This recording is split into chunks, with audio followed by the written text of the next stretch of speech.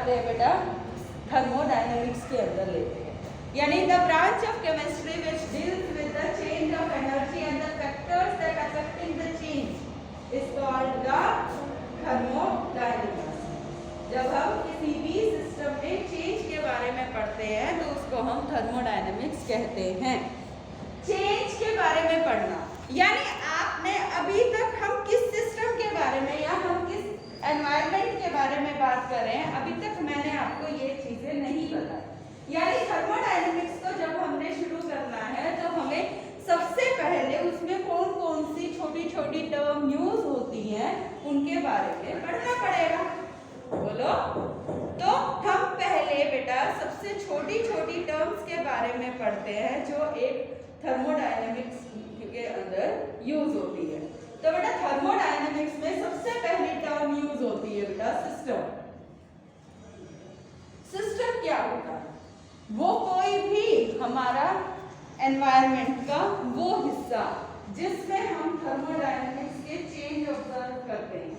मान लीजिए मैंने एक कप टी ले ली, 1 कप फुल ऑफ टी ले ली और उस टी का टेम्परेचर कितना है, वो कौन सी प्रॉपर्टी या किस स्टेट में है, लिक्विड में है, सॉलिड में, गैस में है, इस तरह की कंसिडरेशन जब हम लेते हैं यानी जिसके ऊपर हम थर्मोडायनेमिक्स की ऑब्जर्वेशंस देखते हैं, that part of the environment is considered as system.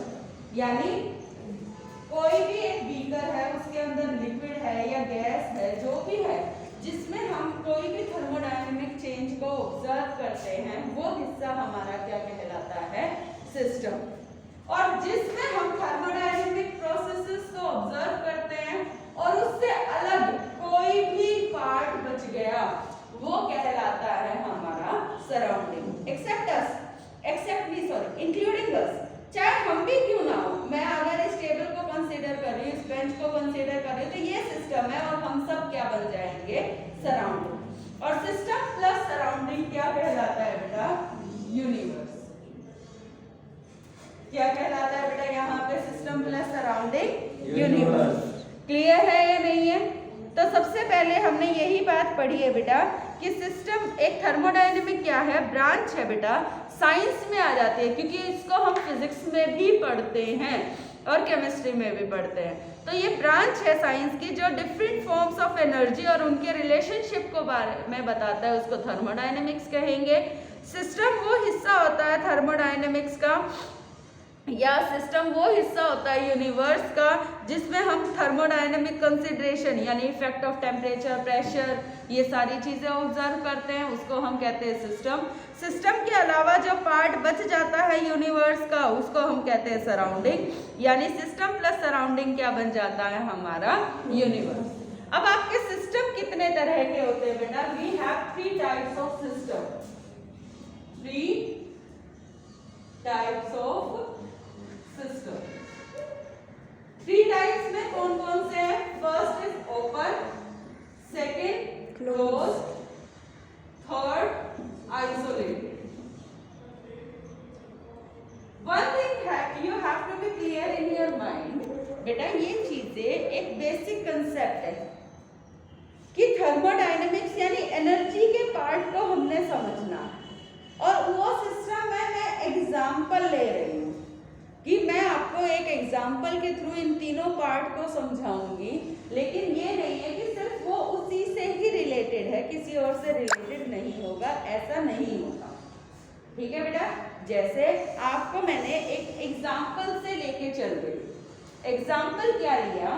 वही एक कप लिया जिसमें मैंने टी डाली। इस एग्जाम्पल को सुनो, समझो कि एक कप लिया, उसमें टी है।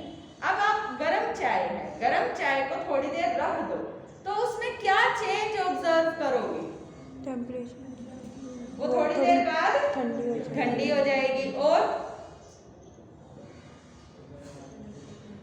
क्या उसकी क्वांटिटी के ऊपर भी फर्क आएगा?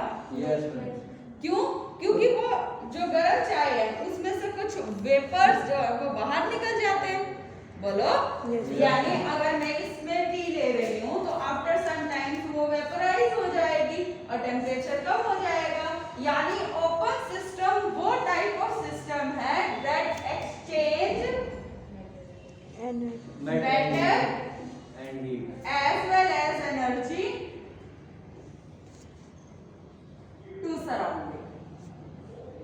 क्लियर है बेटा? यानी part of that system which exchange matter as well as energy, वो सिस्टम हमारा हमेशा क्या होगा बेटा? Open system. और थर्मोडायनेमिक की कंसीडरेशन हम बहुत कम कंसीडर करते हैं ओपन सिस्टम, क्योंकि ज्यादातर हम एनर्जी चेंज लिक्विड या गैस की पढ़ते हैं और वो क्लोज्ड सिस्टम हम रखते हैं। अब क्लोज्ड सिस्टम यानी उस ओपन टी के कप को मैंने कवर कर दिया, तो थोड़े टाइम बाद आप क्या ऑब्जर्व करेंगे? बताइए। मीन्स चाय तो थोड़ी देर बाद ठंडी हो जाएगी, लेकिन क्वांटिटी सेम रहेगी, क्योंकि जो वेपर्स थे वो लिड के ऊपर आ जाएंगे और वापस मैटर इनटू द टी चला जाएगा। यानी अगर मैंने इसको कवर कर दिया इसको, तो वेपर जो निकलेंगे वो कंडेंस होकर वापस नीचे की तरफ आ जाएंगे। यानी closed system is that type of system exchange energy not matter with surrounding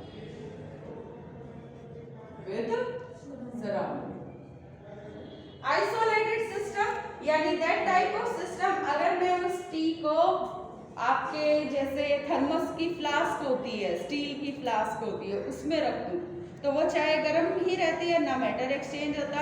लेकिन वो ऐसा नहीं है कि कई दिनों तक गर्म रह जाएगा, थोड़े 4 घंटे बाद 5 घंटे बाद वो ठंडा तो होता ही है उसका मैटर। यानी इससे हमें समझ में आता है कि isolated system neither exchange energy nor exchange matter but as a whole अगर हम समझे कोई भी सिस्टम आज तक आइसोलेटेड नहीं, वो सराउंडिंग के टच में आएगा ही आएगा। लेकिन हम कंसीडर कर लेते हैं that system which exchange energy not matter is closed system and in which neither the energy nor the matter with exchange with the surrounding is called the isolated system. Is it clear to everyone? Yes. There are 3 types of system: open, closed and isolated. Next next जो thermodynamic term है बेटा, that is the state of system. What is the general meaning in your mind regarding the state of system? Solid, liquid, gas. State एक general word है जिसको आपने एक prescription दे दी ma'am, solid liquid gas. यानी अगर सिर्फ आप सॉलिड लिक्विड गैस कहते हैं तो वो एक प्रॉपर उसके लिए आइडेंटिफिकेशन नहीं। मीन्स अगर आप किसी सिस्टम को पढ़ रहे हैं, उस सिस्टम की कैसी अवस्था है, जैसे मैंने एक गर्म चाय दी या ठंडी चाय दी, तो आप कहोगे कि ये ठंडी चाय है। कैसे? टेम्परेचर ऑब्जर्व करोगे, उसके अंदर अगर क्लोज्ड सिस्टम है तो प्रेशर ऑब्जर्व करेंगे। यानी वे क्वांटिटीज जिसके थ्रू हम किसी भी सिस्टम को एक्सप्लेन करते हैं, उसकी अवस्था के बारे में बताते हैं। वे words like temperature, pressure, volume, density, so these quantities are considered as state of the system. और जो quantity with the passage of time change होती है, that are called state variables. जो टाइम के साथ चेंज होगी, वेरी करेगी, वो क्या कहलाएंगे बेटा? State variables. और जो किसी स्टेट को एक्सप्लेन करते हैं, कंडीशन को बताते हैं, like temperature, pressure, volume, these are called the state of the system. Is it clear? The state quantities that describe the condition of a system is called the state of the system. Next thermodynamic quantity है बेटा state function. State function का क्या मतलब होता है?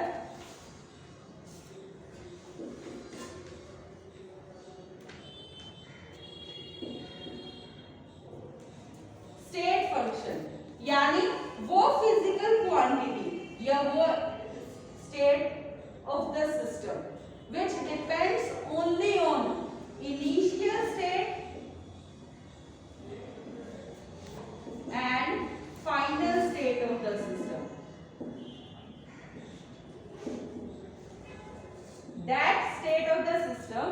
Depends only on physical state and chemical state, sorry initial state and the final state of the system. कि अगर हमें किसी सिस्टम को एक्सप्लेन करना है, बताना है, तो हम सिर्फ उसके पहले की और आखिरी की बात कहेंगे, उसमें चेंज किस तरीके से हुआ है हम उसके बारे में बात नहीं करते हैं, तो तब वो हमारा क्वांटिटी या हमारी जो वैल्यू है, एनर्जेटिक वैल्यू है, that will be considered as state function. और जो क्वांटिटी डिपेंड्स करती है कि वो किस तरीके से चेंज हुआ है सिस्टम, पाथ को बताता है, that type of system is called the path function. यानी अगर मैं एक जनरल तरीके से बताऊं आपको, आपकी ये इनिशियल स्टेट थी, मान लीजिए ये आपकी फाइनल स्टेट है, just an example find out.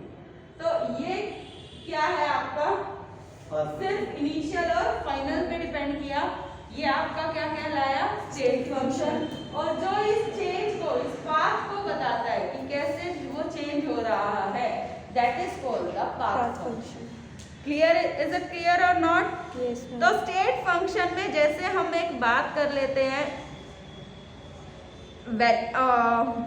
अगर मैं एक्सप्लेन करूं फिजिकल क्वांटिटी जो स्टेट फंक्शन है, जैसे प्रेशर, किसी भी सिस्टम का प्रेशर कितना है, पहले था 2 अब हो गया 1, किस तरह से 2 में 1 में बदला ये तो नहीं कहते ना, तो वो क्या है, हमारा स्टेट फंक्शन है।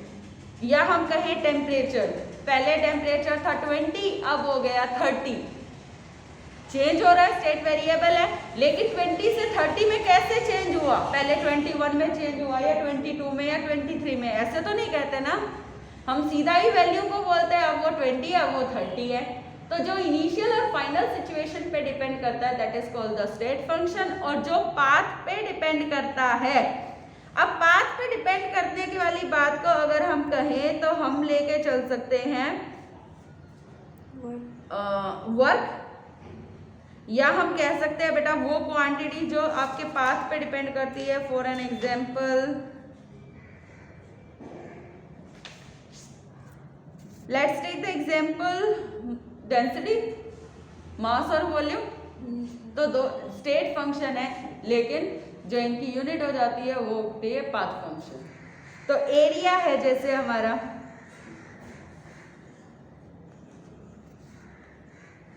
so these are the path functions value. Now next is the macroscopic system and microscopic system. Next is macroscopic system,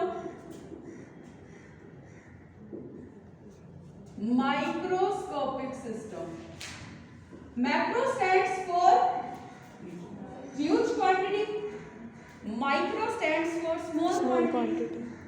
एक सिंपल वर्ड में अगर हम समझे, मैक्रो का मतलब होता है बहुत बड़ा और माइक्रो का मतलब होता है छोटा।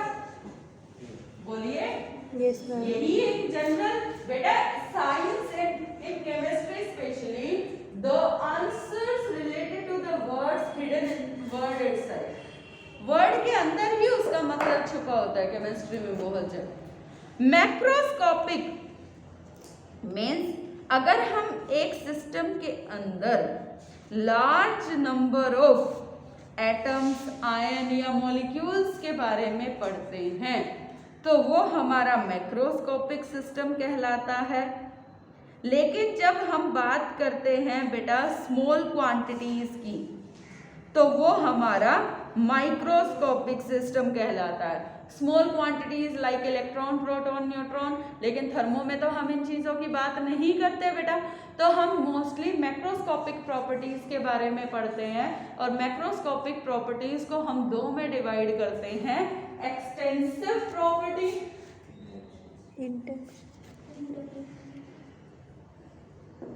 Intensive property.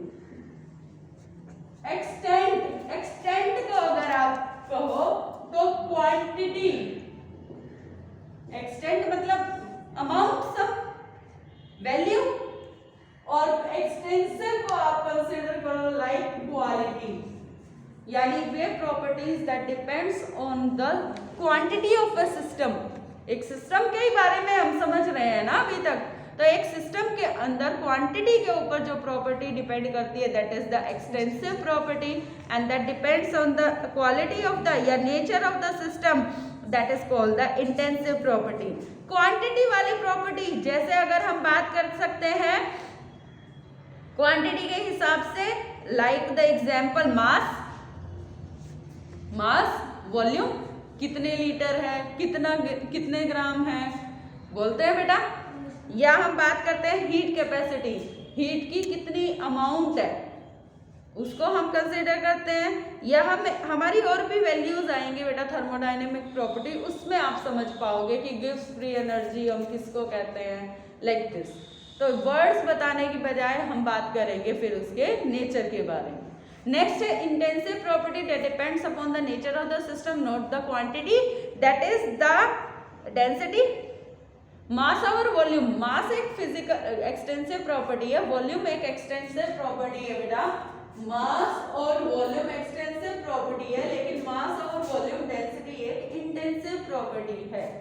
Density intensive property क्यों कहलाती है बेटा, क्योंकि अब वो कितने हल्का या भारी है, क्वालिटी पे बात कर रहे हैं। अब हम यहाँ पे हम कितने ग्राम मास है ये नहीं बात कर रहे, हम वो कहते हैं कितना भारी है, दूसरे से कंपैरिजन वाली सॉन्ग में आ जाता है ना बेटा।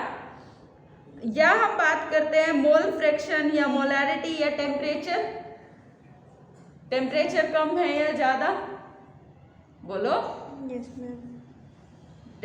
कोई भी कुछ ऑब्जेक्ट है आपके पास, उसका कितना टेम्परेचर है 25, तो वो अपने आप में कोई अमाउंट के बारे में बात कर रहा है, लेकिन हम कहेंगे उसका टेम्परेचर उससे 20, उसका 50 है तो इसका 20 है, तो कंपैरिजन हो रहा है ना यहाँ पे, तो that is called the intensive property. Next आ जाता है बेटा